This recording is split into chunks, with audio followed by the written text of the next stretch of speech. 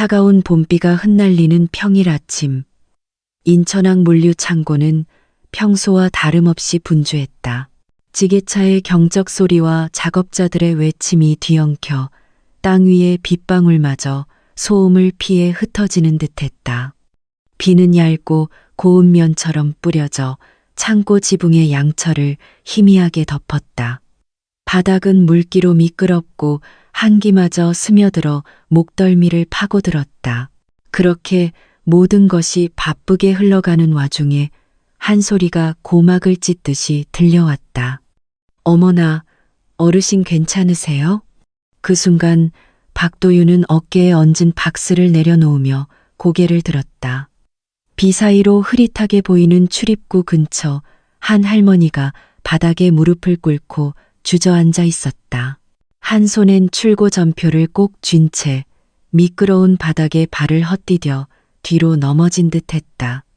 등 뒤로 떨어질 뻔한 충격은 콘크리트 모서리와 불과 몇 센티미터 차이였다.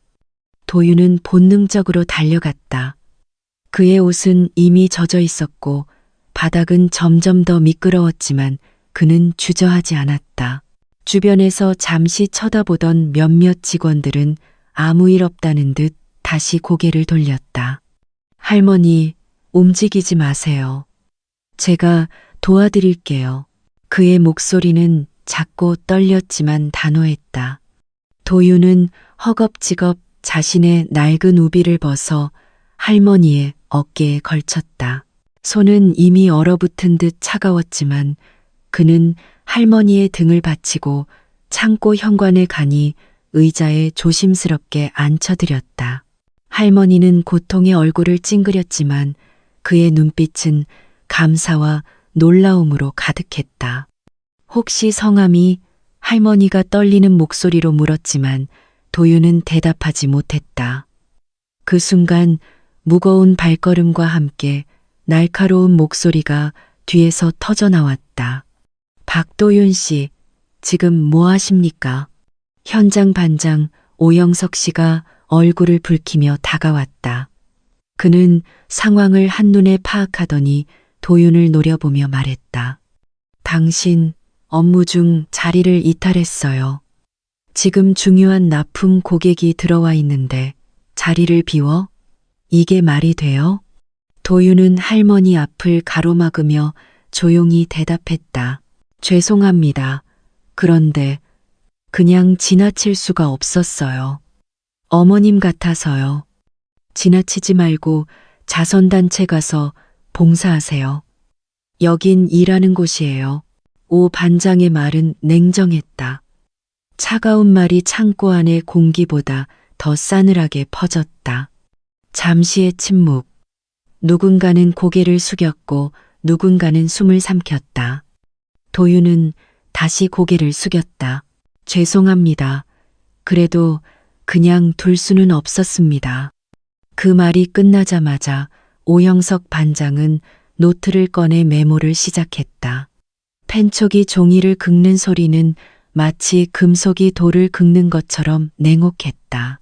이 시간부로 당신은 해고입니다. 퇴근 후 짐 정리하세요. 공기는 무거웠고 아무도 말하지 않았다. 할머니는 손을 뻗어 도윤의 손을 가볍게 잡았다. 자네 이름이 뭐예요? 그 질문 하나가 도윤의 머릿속에서 울렸다. 그는 대답하지 못하고 뒤돌아섰다. 창고 저편에서 경비원이 다가와 도윤을 안내했다. 그날 빗속에서 울려 퍼지던 외침과 한 노인의 손길은 그의 인생의 모든 기준을 뒤바꿔 놓기 시작했다.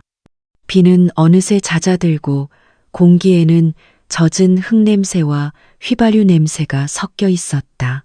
도윤은 창고를 빠져나와 낡은 작업화에 묻은 진흙을 질질 끌며 쓸쓸히 걸었다.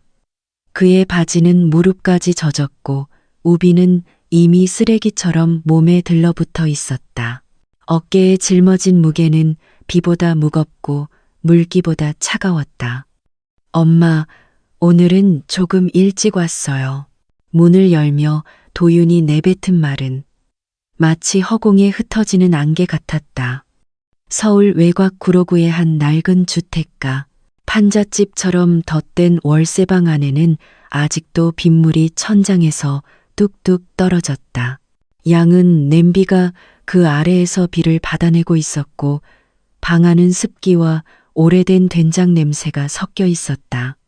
구석에서 작은 알코올 버너 위에 냄비를 올린 채 무언가를 저으며 앉아있는 여인이 있었다.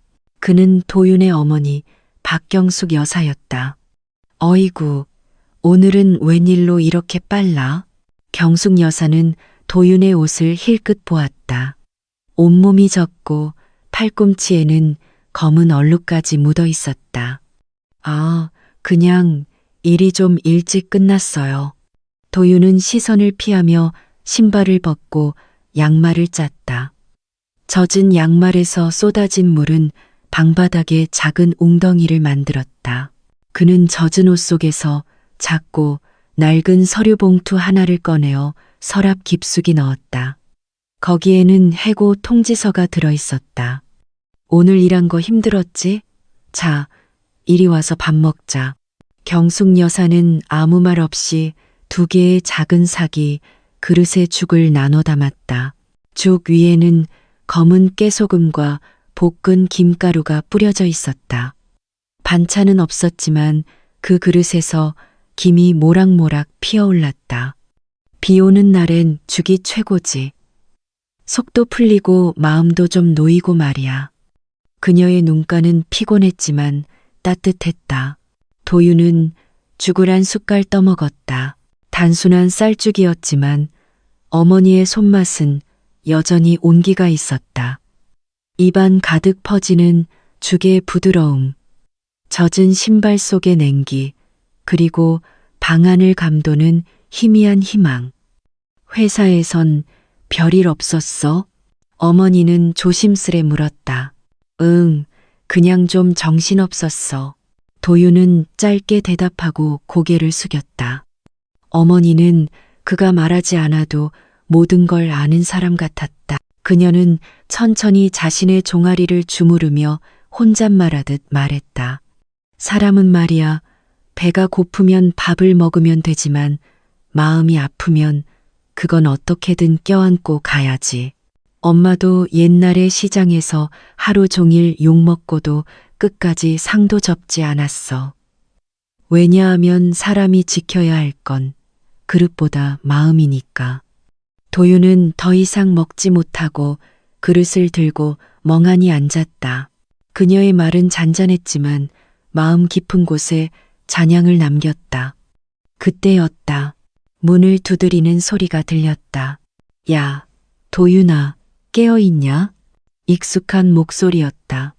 친구 태성이었다. 문을 열자 모자를 눌러쓴 채 빗물에 흠뻑 젖은 태성이 서 있었다. 그의 얼굴은 날카롭고 항상 한쪽 입꼬리가 올라간 듯한 장난스러운 표정이 특징이었다. 들었어. 너 오늘 창고에서 잘렸다며? 응. 진짜냐? 와, 너는 참. 착한 것도 좋지만 세상은 그런 걸 몰라줘. 태성은 방으로 들어와 어깨를 툭툭 쳤다. 내가 아는 공장 하나 있어. 용산 쪽에. 시설은 별로지만 급여는 괜찮아. 한번 가볼래? 도윤은 고개를 저었다. 고마워. 근데 지금은 좀 생각이 많아. 생각 많으면 배 안 불러. 뭐든 일단 해야지. 태성은 그렇게 말하며 나가려다 멈췄다. 도윤아, 좋은 마음도 때로는 발목 잡는다. 그걸 알아야 살아남아. 문이 닫혔다. 남겨진 도윤은 어머니의 숨소리가 들리는 방 안에서 다시 한번 마음을 가다듬었다. 그의 눈앞엔 갈 곳 없는 인생의 교차로가 펼쳐져 있었다. 그날 밤 도윤의 낡은 휴대폰이 진동했다. 발신인은 알 수 없는 번호. 그는 잠시 망설이다 통화 버튼을 눌렀다. 박도윤 씨 맞으시죠? 낯선 여자의 차분한 목소리. 네, 그런데요. 내일 오전 당신을 만나고 싶어 하는 분이 있습니다. 주소는 곧 메시지로 보내드릴게요. 걱정 마세요. 나쁜 일은 아닙니다. 누구시죠? 상대는 대답하지 않고 통화를 종료했다. 휴대폰 화면에는 메시지 하나가 도착해 있었다. 오전 8시, 검은 차가 당신을 데리러 갑니다. 늦지 마세요. 도윤은 천장을 올려다보았다. 빗물, 얼룩이 섬처럼 번져 있었다. 하지만 오늘 그는 물러서지 않기로 마음먹었다. 그 얼룩이 어떤 땅으로 인도할지는 아직 몰랐지만 이제 그는 가보려 한다. 그 다음 날 아침 인천 외곽의 한 조용한 골목에 이른 아침 햇살이 비추기 시작했다.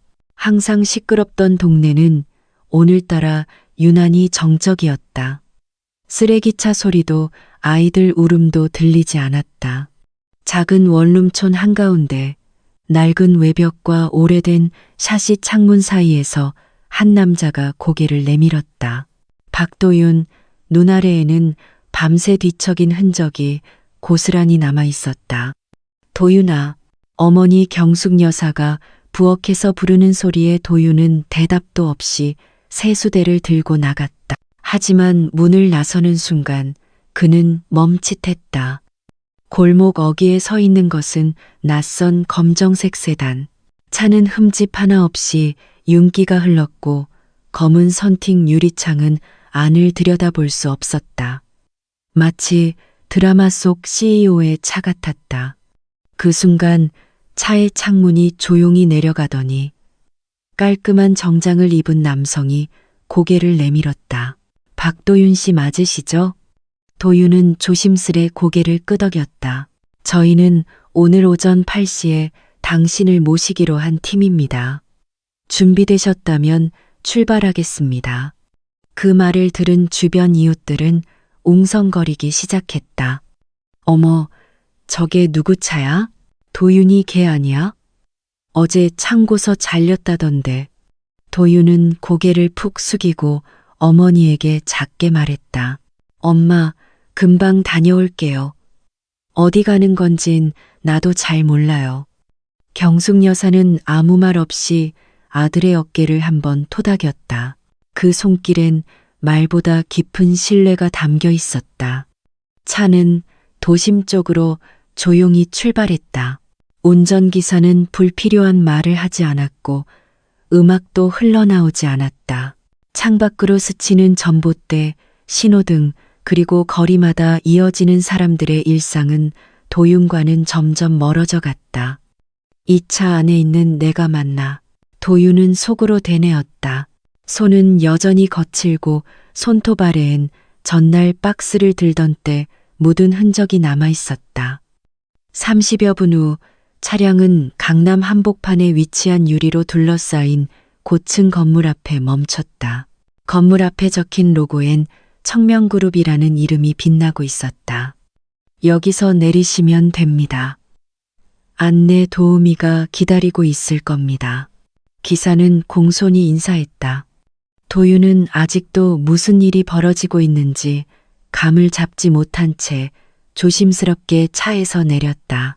건물 안은 반짝이는 대리석과 유리문, 시원한 에어컨 바람, 그리고 각 잡힌 정장을 입은 사람들이 분주하게 움직이는 공간이었다. 한 명의 안내원이 다가왔다. 박도윤 님이시죠? 이쪽으로 안내드리겠습니다. 엘리베이터는 고요하게 위로 올라갔고 숫자는 1층부터 38층까지 빠르게 지나갔다. 도윤의 심장은 서서히 두근거리기 시작했다. 이건 진짜 나한테 벌어지는 일이 맞는 걸까? 도착한 층은 임원 전용 회의실이 위치한 39층. 안으로 들어서자 향긋한 차 냄새가 코를 스쳤다. 실내는 단정하고 조용했으며 유리창 너머로는 서울 도심의 스카이라인이 한눈에 들어왔다. 그리고 그 자리엔 낯익은 얼굴 하나가 그를 기다리고 있었다. 전날 창고에서 넘어졌던 그 할머니. 이번엔 단정한 한복 차림에 머리를 단정히 묶은 모습이었다. 그녀는 도윤을 보자마자 미소 지었다. 왔구나. 어제 일은 내가 절대 잊지 않을 거야. 그녀는 바로 이윤희 회장, 청명그룹의 명예회장이었다. 도윤 씨, 어제 나를 도운 일 때문에 해고당했다고 들었어. 미안하구나. 그게 네가 받아야 할 대가는 아니었는데. 도윤은 입을 떼지 못했다. 그저 고개만 조심스레 끄덕였다. 그 순간 회의실 문이 다시 열리고 한 남성이 들어왔다. 짧게 다듬어진 머리, 짙은 눈매, 푸른 셔츠에 베이지색 정장을 입은 중년의 남자. 안녕하십니까. 저는 이 회장님의 아들, 그리고 청명그룹 대표 이태준입니다. 그는 도윤을 향해 손을 내밀며 말했다. 우리는 당신 같은 사람을 기다려왔습니다. 이태준 대표의 말에 도윤은 어리둥절했다.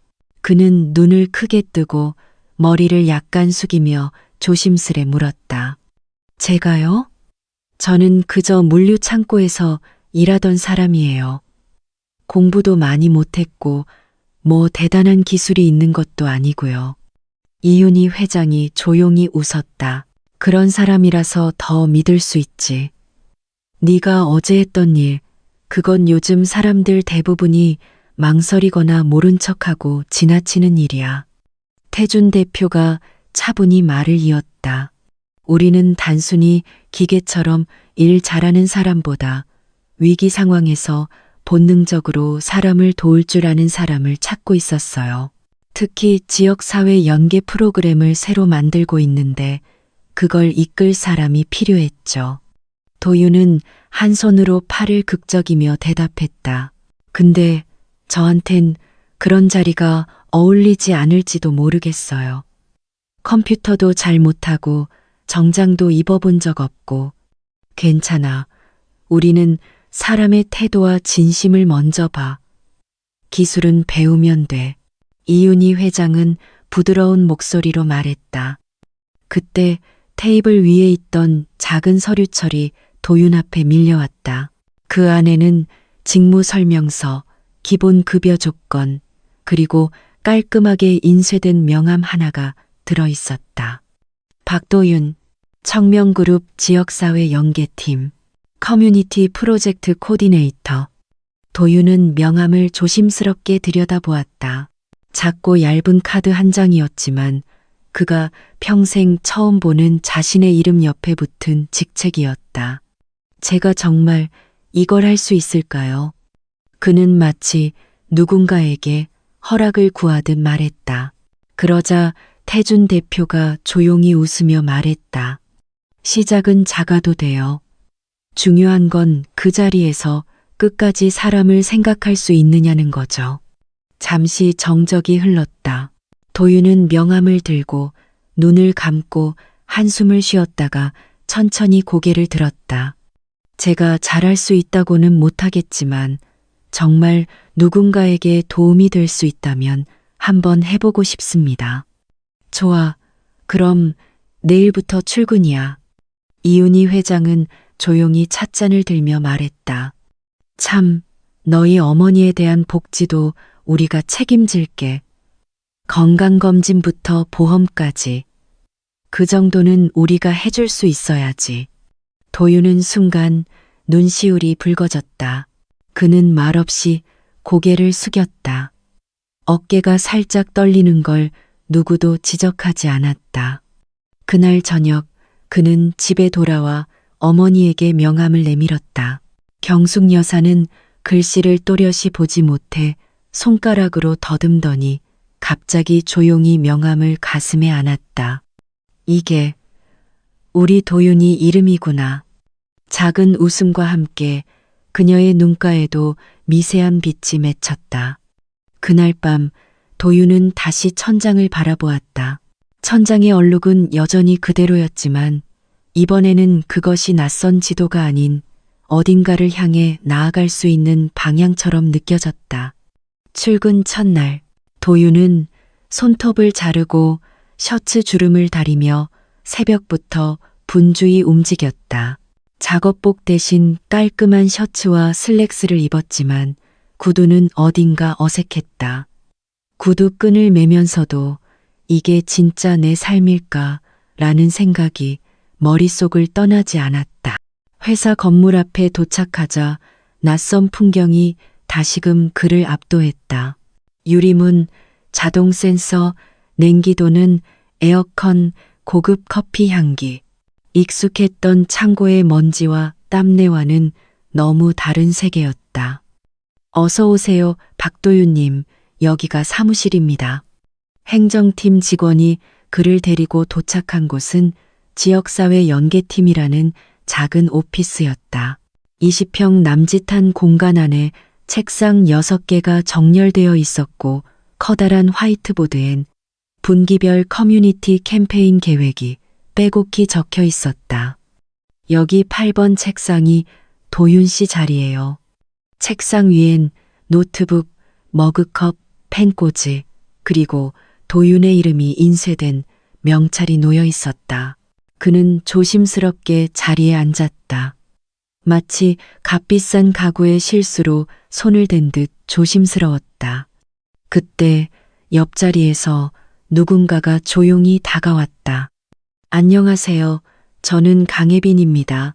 같은 팀이에요.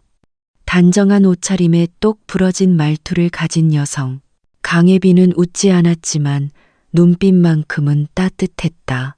저희 팀은 전부 현장 경험이 많거나 지역 활동 경험 있는 분들이에요.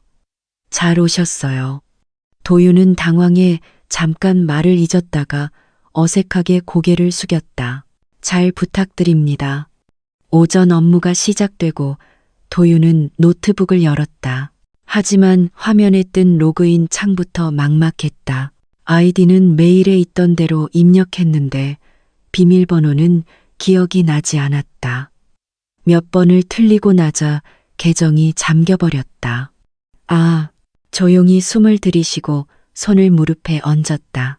뒤에서 웅성대는 소리, 누군가 웃는 소리. 그 어떤 것도 자신을 향한 게 아님을 알면서도 마음은 구겨졌다. 도윤 씨, 로그인 문제예요? 강혜빈이 다시 다가왔다. 제가 시스템 담당이라 도와드릴게요. 처음이면 다들 헷갈려요.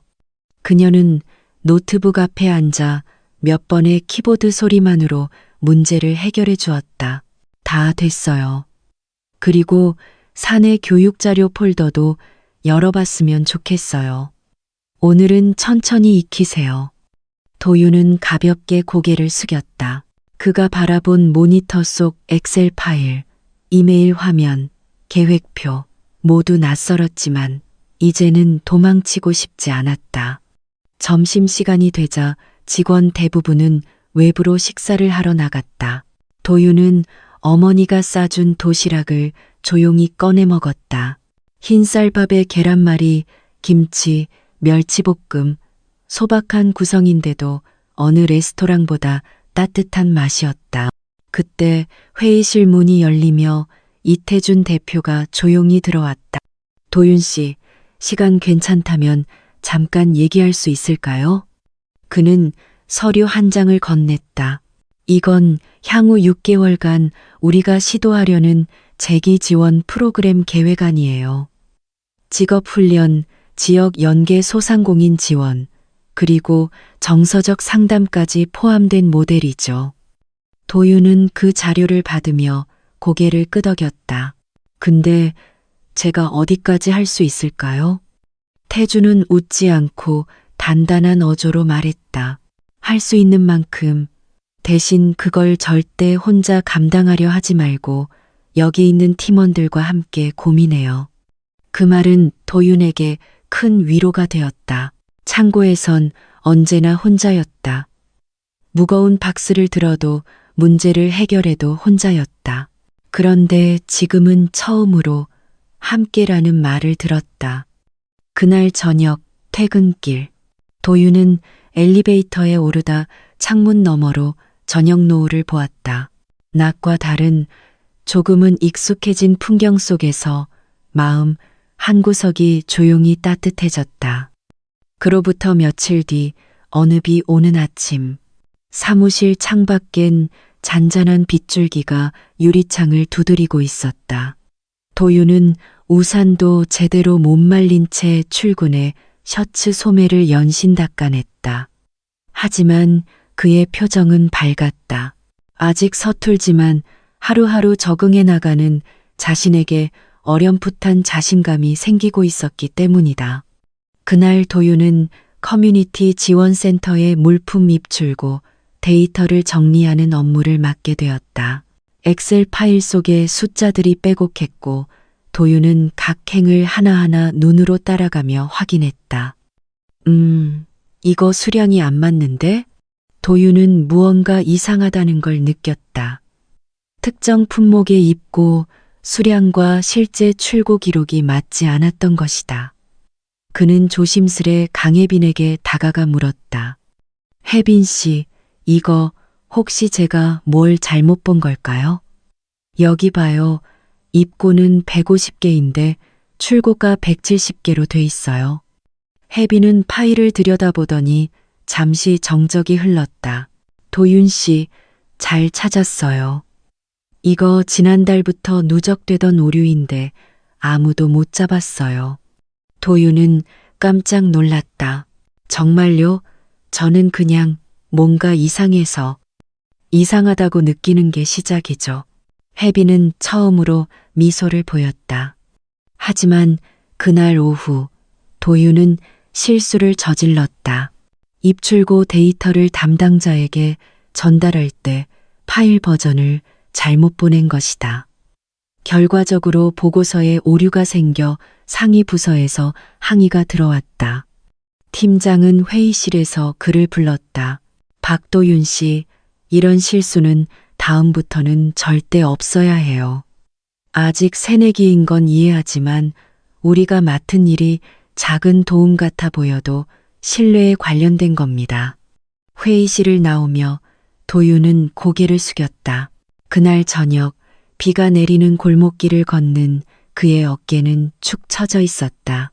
어머니의 밥상 앞에서도 그는 젓가락을 잘 들지 못했다. 오늘 무슨 일 있었나 보네. 경숙 여사가 조용히 물었다. 실수했어요. 중요한 파일을 잘못 보내서. 그래서 누가 다쳤냐? 아니요. 밥상 뒤집혔냐? 그건 아닌데요. 그럼 고개 들고 먹어. 실수는 사람 몫이고 반성은 짐처럼 들고 다니는 게 아니야. 그 말에 도윤은 눈을 감았다. 무겁던 마음이 살짝 풀리는 듯했다. 다음 날 도윤은 출근하자마자 상위 부서에 정정 이메일을 직접 작성하고 문제가 된 데이터의 수정본을 보냈다. 그는 따로 사과도 하고 담당자에게 전화를 걸어 죄송합니다. 제 실수였어요라고 솔직하게 말했다. 그날 오후 예상치 못한 일이 벌어졌다. 청명그룹 전체 사내 메일에 이태준 대표의 메시지가 도착한 것이다. 모두에게 알립니다. 어제 발생한 보고서 오류는 내부적으로 바로잡혔으며 그 과정에서 담당자는 즉시 실수를 인정하고 책임을 졌습니다.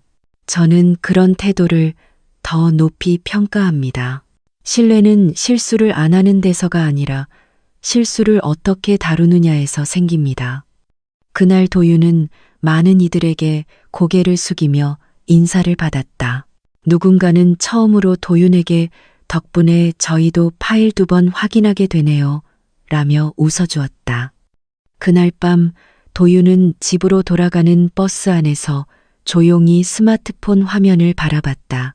이름 옆에 적힌 청명그룹 지역사회 연계팀이란 문구가 이제는 조금씩 낯설지 않게 느껴졌다.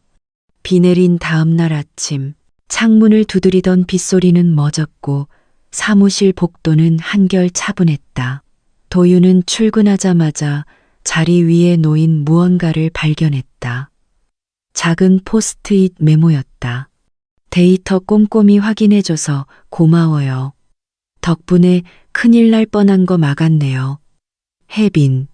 글씨는 단정했고 파란색 잉크는 딱 한 줄뿐이었지만 도윤의 가슴엔 큰 울림이 있었다. 그는 살짝 웃으며 그 쪽지를 수첩 사이에 끼워 넣었다. 오늘 하루를 견디게 해줄 작은 응원이 될 것 같았다. 하지만 기쁨은 오래가지 않았다. 오전 회의가 끝난 뒤 이상한 소문이 돌기 시작했다. 혹시 박도윤 씨 대표님 라인 아니야? 이상하지 않아? 입사한 지 얼마나 됐다고 팀 핵심에 들어가? 사무직 경력도 없다던데 뭐가 있긴 있나 봐. 처음에는 무심히 넘겼다.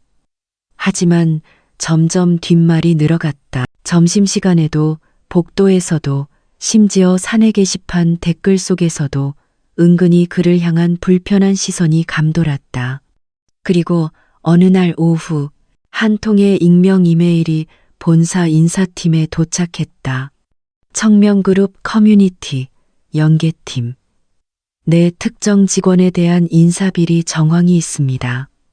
경력, 능력 검증 없이 중용된 사례로 보이며 내부 감사가 필요합니다.